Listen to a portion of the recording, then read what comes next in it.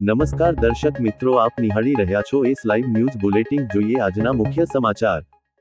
AMA ખાતે gold fest 2026ની ઉજવણી કરાઈ.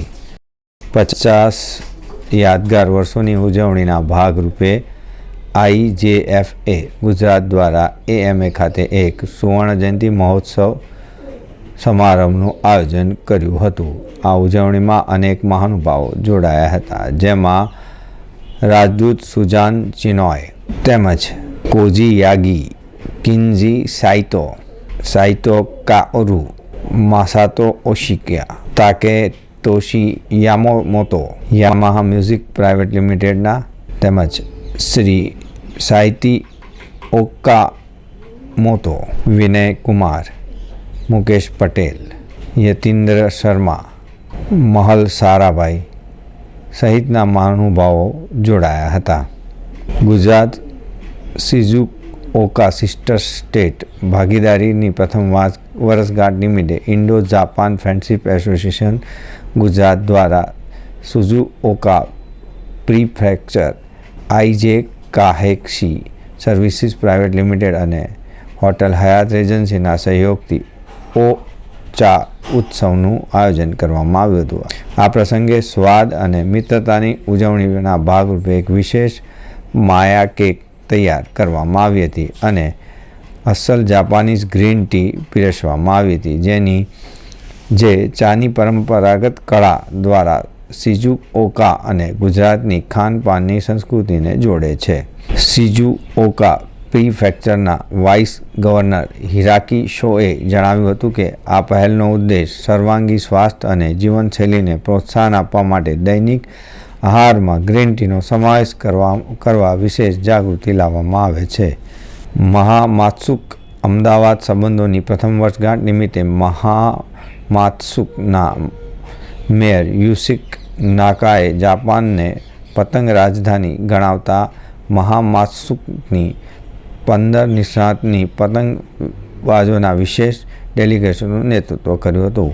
આ પ્રસંગે પતંગ ઓ દોરી નામના અનોખા સાંસ્કૃતિક કાર્યક્રમનું પણ આયોજન કરવામાં આવ્યું હતું, જેની થીમ અમદાવાદી પતંગ સાથે આકાશમાં નૃત્ય રાખવામાં આવી હતી. જાપાનીઝ પતંગબાજોએ તેમની પરંપરાગત પતંગ ઉડાવવાની તકનિકનો અહીંયા પ્રદર્શન કર્યું હતું, જેમાં દોરડા વડે ઉડાવવામાં આવતા 3 મીટરના રંગબેરંગી જાપાનીઝ તાકો એટલે કે પતંગો આકર્ષણનું કેન્દ્ર બન્યા હતા.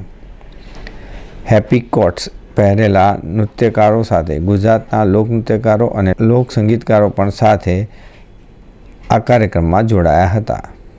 જાપાનના HCCI અને ગુજરાતના GCCI વચ્ચેના આર્થિક સહયોગ માટેનો MOU પણ અહીંયા હસ્તાક્ષર કરાયા હતા. ગુજરાત અને શિઝુઓકા વચ્ચે સિસ્ટર સ્ટેટ પાર્ટનરશિપ પર આધારિત લાંબા ગાળાની મિત્રતા અને સહકારની ભાવનાનો સ્વીકારતા મહામાત્સુક chamber of commerce and industries અને Gujarat chamber of commerce and industries દ્વારા અમદાવાદ અને મહામાત્સુક વચ્ચેની સિસ્ટર સિટી પાર્ટનરશિપને સત્તાવાર રૂપ આપવામાં આવ્યું હતું. આ માટેના આર્થિક સહયોગના સમજૂતી કરાર પણ હસ્તાક્ષર કરવામાં આવ્યા હતા. SCCIના ચેરમેન કાઓરુ સાઇતો અને GCCIના સિનિયર વાઇસ પ્રેસિડેન્ટ રાજેશ ગાંધીએ જણાવ્યું હતું કે Gujarat chamber of commerce and industries એ ભારતના અગ્રણી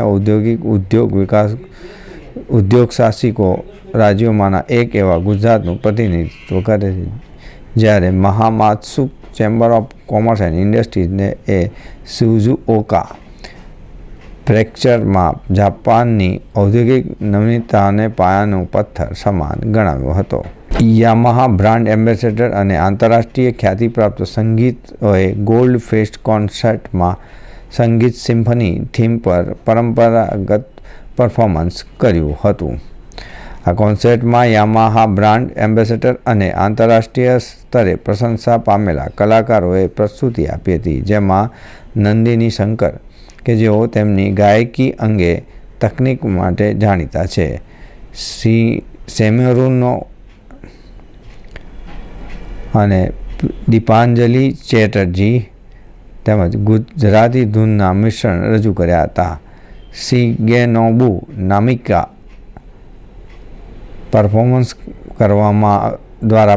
કરવામાં આવ્યું હતું. આ ઉપરાંત પાન ઓફ એકેડમી ઓફ મ્યુઝિક અને ખંડેરકર સ્કૂલ ઓફ મ્યુઝિકના કલાકારોએ ફ્યુઝન મેલોડી રજૂ કરી હતી. આ સમગ્ર કાર્યક્રમમાં ભારતીય અને જાપાની સંગીત પરંપરાઓના અનોખા સંગમ પર આધારિત હતો, જે બંને દેશો વચ્ચેને ઊંડું સુમેળ પ્રતીક કરે છે.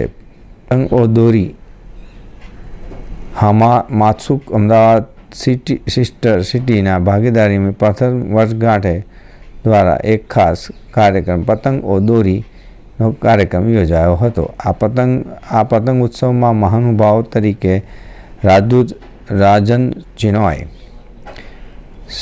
હિરાકી શો, યુસુક નાકો અને પ્રતિભા જૈન તેમજ કોઈ યાગી અને ઉમંગ ઠક્કર, અભય મંગળદાસ જોડાયા હતા. તો દર્શક મિત્રો, આ હતા અત્યાર સુધીના સમાચારની ખાસ ગતિવિધિ માટે આપ નિહાળતા રહો એસ લાઈવ ન્યૂઝ બુલેટિન. નમસ્કાર.